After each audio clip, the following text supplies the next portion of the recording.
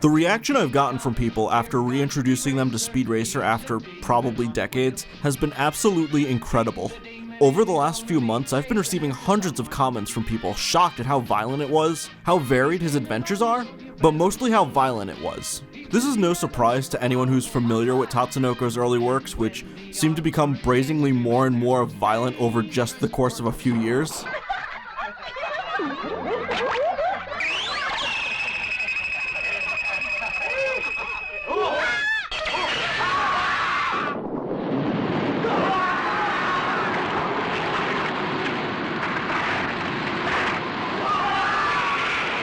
But to many people overseas, Speed Racer wasn't the first high-action Tatsunoko anime. It was just Speed Racer.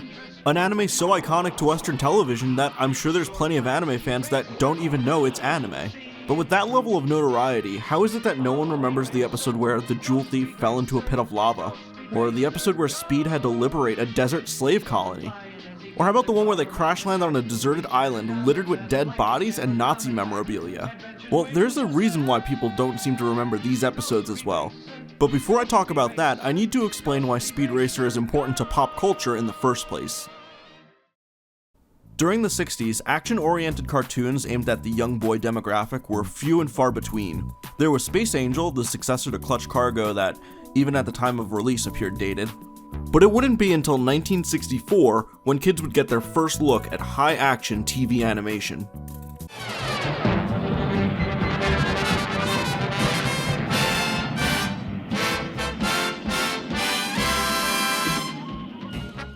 Johnny Quest broke new ground, pioneering limited animation techniques to deliver an experience unlike any other seen on television at that time. Far from the camp of Hanna-Barbera's Space Ghost, which also premiered that year, Johnny Quest featured action and adventure with high stakes and ruthless villains. Well, what would a German officer be doing in a place like this? And why does he want to strand us here when we could all get out? I'm beginning to follow you. In the first place, I don't think he is a German officer. What do you think he is? I think he's an escaped Nazi war criminal. The show proved popular, but it also proved expensive, which was the main reason the show only ran for a single 26-episode season. However, Johnny Quest proved there was a market for action-oriented TV animation. They just needed a cheaper way to produce it. While America was testing the waters with action cartoons, Japan was producing them from day one, with Osamu Tezuka's Tetsuan Atom, which soon came to the US where it became Astro Boy. It turned out the trick to subverting the expensive cost of animation was to just import it from Japan. Tetsujin 28 became Gigantor, 8-Man became Tober the 8th Man, but these shows never seemed to garner more than a cult following in the US. The reason being that in Japan, only a third of Japanese households had color television, while in the US, color was already the standard. In 1967, Tatsunoko premiered Mach Go Go Go, a high-action adventure show inspired by American films and comic books. In more recent times, televised anime has been criticized for editing and localizing stories to appeal to a younger audience, as well as to adhere to Western standards and practices. Speed Racer didn't have to worry about this, because there really wasn't a precedent for what was too far in a cartoon at the time. The Looney Tunes were dropping dynamite on each other and shooting each other with shotguns. Why couldn't Racer X shoot a room full of terrorists? I've heard animation historians call the 1970s the worst era of TV animation.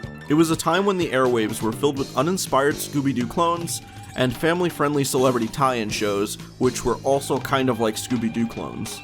This is attributed to the rise in violent crime in the 70s, or at least the media's heightened coverage of violent crimes. As a result, comic books and cartoons faced heavy scrutiny from parental groups, leading to many episodes of shows like Johnny Quest and Speed Racer being pulled from circulation. One episode of Speed Racer cited for its excessive violence was episode 26, The Car Hater. This episode introduced a man named Mr. Trotter who hates cars due to his son's death in a car accident. His daughter Janine loves cars and winds up befriending Speed and Trixie. The rest of the episode mostly consists of Mr. Trotter performing terroristic acts against Speed and the rest of the city in an attempt to scare everyone away from using cars. This includes riding a horse onto a racetrack, causing racers to crash into each other, and having goons cut the brakes of cars all across the city, leading to multiple cars crashing into each other. The episode escalates in a scene where Trixie and Janine drive along a mountain road, unaware that Mr. Trotter's goons had already cut the brakes. Something's wrong with the steering!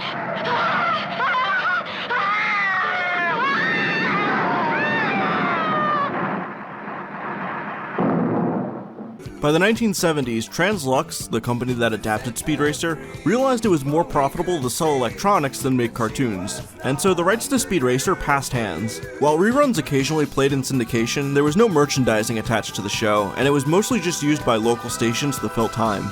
Then, in the early 90s, a Harmony Gold employee named John Rocknowski acquired the rights and founded Speed Racer Enterprise, a company exclusively dedicated to promoting Speed Racer. And promote it he did. Speed, if you don't win, we could lose everything. Here, Speed. Huh? The Volkswagen GTI. Listen to me, the bridge is out ahead. You're in extreme danger. The bridge is out? Don't worry, Speed, I have good news. Tell me, Trixie. I just saved a bunch of money on my car insurance by switching to Geico. In 1993, Speed Racer reruns began airing on MTV, and in February of '94, Speed Racer the movie dropped on VHS. Although it isn't actually a movie, but a collection of episodes. The VHS cover advertises never-before-seen classic episodes. If you're wondering what kind of holy grail of lost media I have in my hands, it's The Car Hater. The episodes aired on MTV were edited, removing some scenes that might be deemed controversial, but this wasn't just due to parental concerns, but also due to the increase in commercial time.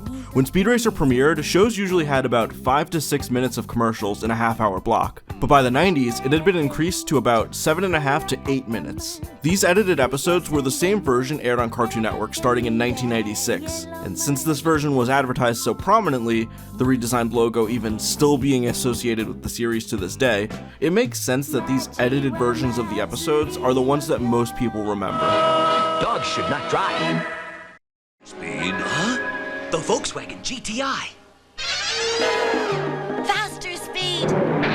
Look out! This GTI is amazing, and it's got room for 4. Make that 6. On the road of life, there are passengers and there are drivers. Go Speed Racer!